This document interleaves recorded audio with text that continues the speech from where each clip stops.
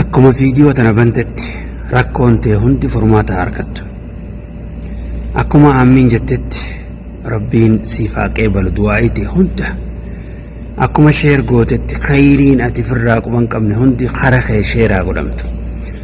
Rabbiin subhaanahu wa ta'ala cinqii rakkoo gadda hiraar jalaa rabbi najaasii haa baasu. Ammumatti riskii barakaa qabdu rabbi siif kannee si haa gammachiisu. Riskii khayriin hojjettu qabeenya maallaqa guddaa kan barakaa qabu ka khayriin hojjettu karraa sadaqattu